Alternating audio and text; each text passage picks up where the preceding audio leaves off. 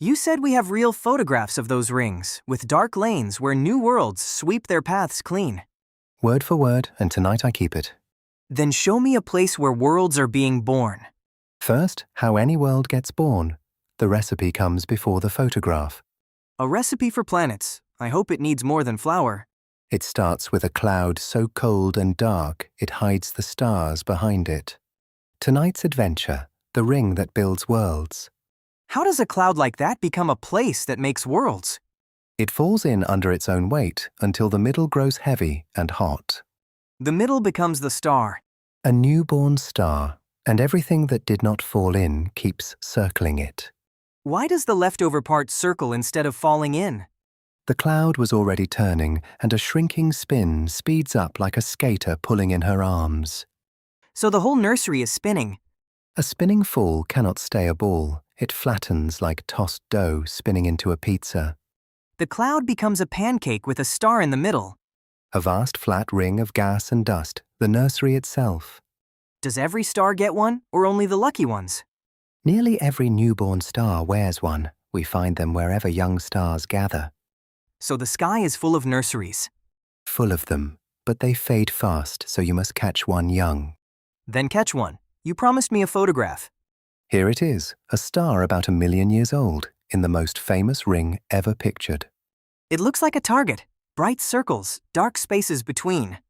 Bright bands of dust, dark lanes where something has swept. 1 million years old. For a star, that is a baby picture. The youngest there is, our star has shone 4,500 times longer. Hold on. How do you photograph a nursery hidden in a dark cloud? An honest question. The honest label comes with the picture. Not in light our eyes drink. Cold dust glows in a color no eye can see. Invisible light. So what did the seeing? 66 great dishes high in a desert, listening as one giant eye. 66 dishes pretending to be one telescope. Together they see sharper than any one dish, enough to picture a ring far across the sky. So the photograph is real, just taken with better eyes than mine. Precisely. Light that truly left that nursery drawn faithfully.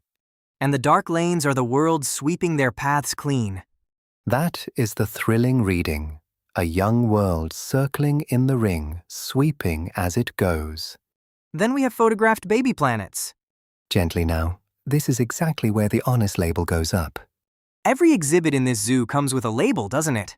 The label reads, "A dark lane is a hint, not an answer." What else could sweep a lane clean, if not a world? Quieter things. Out where the ring is cold, gas freezes onto grains and frozen dust can thin. So frost alone can draw a dark line, with no planet anywhere. Frost lines and other quiet physics. Many innocent hands can hold the broom. Then how will we know which lanes hide real worlds? You remember the rule from the glass rain. Ink where the light is loud, pencil where it whispers. So the lanes are pencil. Pencil, beautiful promising pencil waiting for a louder answer. Then somewhere a nursery must have answered louder. There is, but first, see what the ring is busy doing. You make the ring sound like a workshop. The busiest there is, starting with dust finer than the motes in a sunbeam. You cannot build a planet out of dust motes. You can if they stick. Grains cling and grow into fluff like dust bunnies under a bed. The universe builds worlds out of dust bunnies. Bunnies into pebbles, pebbles into boulders, boulders into mountains that pull. And once something pulls, it feeds itself. The biggest eaters win, sweeping their lanes and rounding into young worlds. How long does the workshop take to finish a world? Millions of years, dust becoming worlds you could stand on, one collision at a time. That sounds less like a workshop and more like a cathedral. A cathedral no one watches finished, and its floor plan explains last adventure's rule. The rule the first monster broke. Giants belong far out in the cold. Far from the star sits a border where water freezes onto every grain, the frost line. Past the line, everything wears a coat of ice. Ice is extra brick, so beyond the frost line, cores grow huge and fast. Huge and fast enough to become a giant. A quick core swallows gas whole. Only the cold far lanes hold enough ice and dust to feed one. That is last adventure's rule, word for word. And the monster too, born far out in the cold, then it moved, carried in by the ring that built it. The nursery builds the world, then carries it. So the seating plan and the moving both happen inside this one patient ring. Now the loud one, you said one nursery answered louder. A young star a few hundred light years away, wearing a ring with a great cleared gap. That gap is enormous. The broom must be a monster. 2 brooms, and this time we can see them. See them. The worlds themselves, not just their swept lanes. The worlds themselves, 2 young giants photographed inside their own nursery. How can a baby world shine bright enough to see? Being built is hot work. These 2 glow with the heat of their own building. They shine because they are still swallowing. Still feeding, still growing. And this picture took one giant telescope, not many dishes. Different eyes for different light. Many dishes heard the cold dust. One sharp eye caught the glowing world's own light. So these 2 are ink, not pencil. The clearest ink in the nursery business, worlds caught in the act of forming. Tell me there is more. You have that tone. One of the 2 wears its own small disk of dust wrapped around the world itself. A nursery inside the nursery. And what do small disks around young worlds build? Moons? It is building moons. Enough for a few moons the size of ours, moons being born around a world being born. This system keeps giving.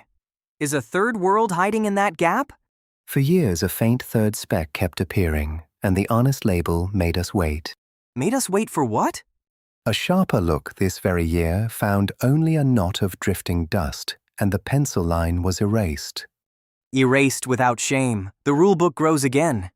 It grows, and now the turn this whole evening has been circling. I know that voice. This is where you change how I see something ordinary. 4.5 billion years ago, a cloud fell, a star lit, and a ring of dust began to spin around it. You are not describing some far nursery, are you? That ring built the ground you learned to walk on. This was us. Every mountain, every beach, every floor I ever stood on. Grains that stuck, bunnies that grew, boulders that pulled. Collisions adding up to a home. And the pieces that never got used, where are they now? Still out there, every comet and asteroid is an unspent brick from our nursery. One honest thing, has anyone watched a single nursery go from cloud to finished worlds? Never. The building takes millions of years, and no lifetime can watch one chapter close. Then how can we claim to know the story at all? We photograph thousands of nurseries at every age, like a childhood pieced from many photos. So the story is stitched from true photographs, and the stitching is the pencil part. Stitched, argued, redrawn, you do not scold the gaps, you grow the rulebook. So the glass rain, the iron skies, the 7 little worlds all came from rings like this. Every world we have met began in a ring of dust around a newborn star. The zoo has 1,000 cages and 1 nursery. And you have now seen its photograph, promise kept. Where does the nursery send us next? Surprisingly close to home, worlds in our own backyard wearing shells of ice. Shells of ice. What could be under them? Whole hidden oceans, more water than every sea on earth sealed and waiting. Oceans without sky, in our own backyard.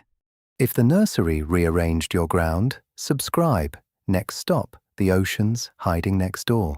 Setting course for the hidden oceans. See you out there, explorers.